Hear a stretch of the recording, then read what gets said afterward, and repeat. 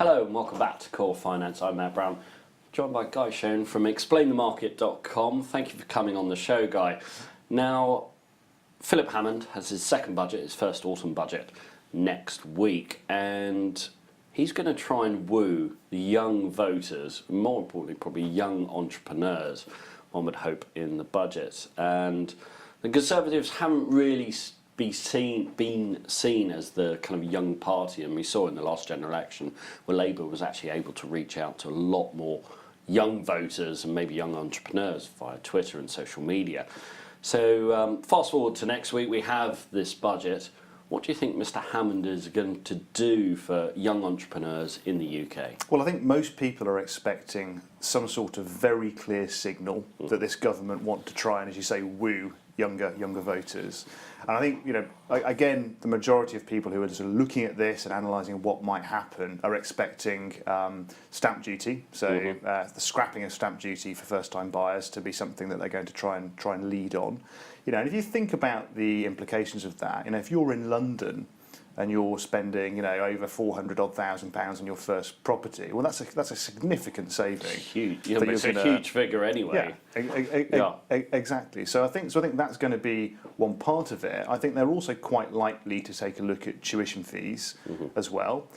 So a freeze on tuition fees and then extending that payback threshold to get it closer to the national average income, I think, is something that they're going to do, and hopefully that will work and sort of, not just win people over, but sort of try and neutralise some of this negative impression that people have got, particularly younger people, of the sort of current government. So I think those two things are going to be quite important. There's all sorts of conversation about the extent to which the government will signal that they're going to take from the old and give to the poor, and obviously people are concerned that there might be sort of clumsy attempts to do that, which might then backfire, and we've seen some of that before, and subsequent U-turns as well. Completely, yeah, and I think so. I think that is less likely, but potentially possible, and it's the sort of devil is obviously in the detail of how well that's executed if they do go for that strategy. But I think the other thing we're seeing is you mentioned entrepreneurs. We're seeing more and more younger people, millennials, people under 35, who are actually rejecting the sort of corporate rat race and are starting businesses on their own. So it's something like over 70% of millennials over the last 10 years there's been an increase in the number of people who've actually started their own business. So a great difference in younger people and how they're viewing their careers versus a decade ago. Turning away from that sort of perhaps old-fashioned corporate culture and that attitude of sort of working hard, keeping your head down, and gradually moving up the corporate ladder. And I think technology has also helped that. There's so much now that can be done with some great ideas, a good network of people around you, and some interesting technology. So that is quite exciting, I think. One thing though, for any new business, and a lot of new businesses fail within, let's say, 2 years, and one of the major factors is lack of capital. Do you feel that there could be a lost generation because so many young people with experience and ideas, albeit the technology's there, but are coming out of university laden with a huge amount of debt through tuition fees, and also trying to get on the property ladder? When you're talking £400,000 for a house, to even get anywhere without the bank of mum and dad, to actually get on that property ladder is so hard. So their capital is now being sucked away through tuition fees and mortgages and deposit savings, that they can't invest in businesses. Are we losing young entrepreneurs because of this? Well, it's particularly important, this area, and one of the things we found, we've been doing this year-long research with FinCap, and we've got an event next Wednesday in Manchester called the Ambition Nation event, which is going to try and tackle some of these issues and talk about how do you link up great entrepreneurs with great ideas with partners who can help them accelerate their growth.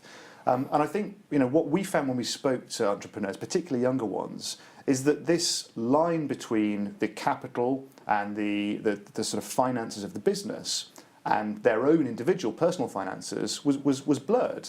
Understandably, when you're starting off something and you're trying to grow a business, then how you think about your own finances is inextricably linked with the finances around your business.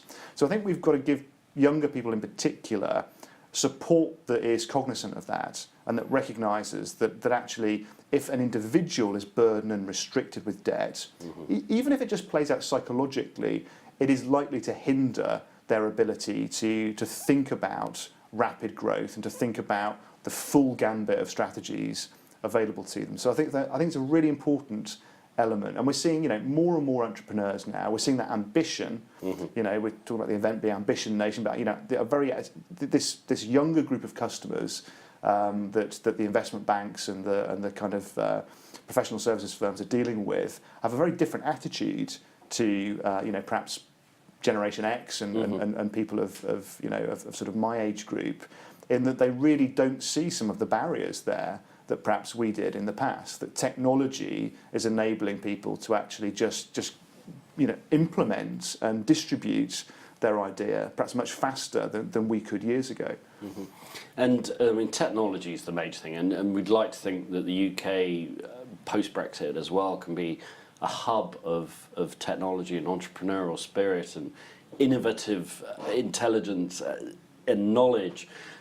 Do you see the government playing a major role in nurturing that and having that grow, as say, post-Brexit? I think government's obviously got a part to play, and I think we've seen some relative success of some of these EIS schemes and various things like that. I think really empathy is so important, though. When we go out and we speak to people in research, it's whether it's a professional services firm or an advisor or a government representative, the people that seem to get the cut through and really kind of convince the entrepreneur to work with them are the people that can demonstrate that empathy. And by that I don't mean the sort of trendy teacher effect. What I mean is just being able to cut to, what's the problem and what practical help can we provide? Because often you find, particularly with younger entrepreneurs, that there's absolutely nothing wrong with their idea. There's nothing wrong with the skills that they've got. Sometimes the network actually is problematic. They don't have that track record, and so they can find it difficult to find partnerships to get stuff done. And other times it's just hard to get that capital that so often they need. And there's a broader range of options out there now for funding. And on the surface that's a good thing. The problem is though that navigating through all those options can become really, really complicated, and you can really sort of get the sense of becoming distracted by all of that, and rather than actually just making a sensible decision about, what's the best way of funding our growth. And we're seeing changes in that as well. So we're seeing a small shift away from traditional private equity sources. Increasingly people are looking at crowdfunding, other sorts of options. Although that in itself is becoming more complicated because now corporate entities and VCs are getting involved in crowdfunding as well. So it's a really interesting period of change, I think, at the moment where the fundamentals still apply, that if you can get the right sort of partnership, the right sort of support early via people who can really understand your best skills and your what you have to offer, but also understand where you want to go and get you the right sort of funding for your business, then that's going to be the thing that's going to help you. And you mentioned Ambition Nation next weekend in Manchester.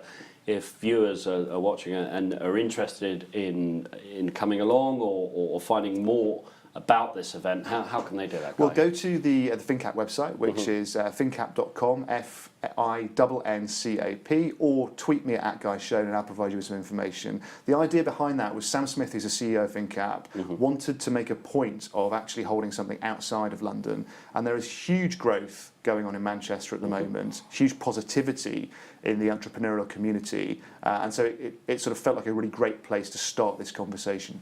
Brilliant. Well, hopefully Mr. Hammond, after he's delivered his speech next week, will pop along to Manchester and visit you there. But in the meantime, Guy, thank you very much for joining us here on Core Finance.